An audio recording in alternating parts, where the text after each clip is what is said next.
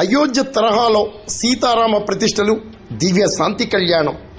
మరి మీరు చూడండి.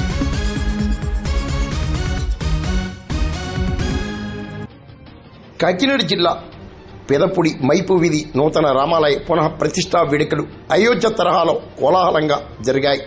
వేద పండితులు చెరుకూరి రామనాథ కాశ్యప శర్మ, కృష్ణ శర్మ ఆధ్వర్యంలో సీతారామ దివ్య ప్రతిష్టా వేడుకలు, శాంతి కళ్యాణం ఘనంగా నిర్వహించారు. మరి ఈ భాగ్యాన్ని మీరు దర్శించండి.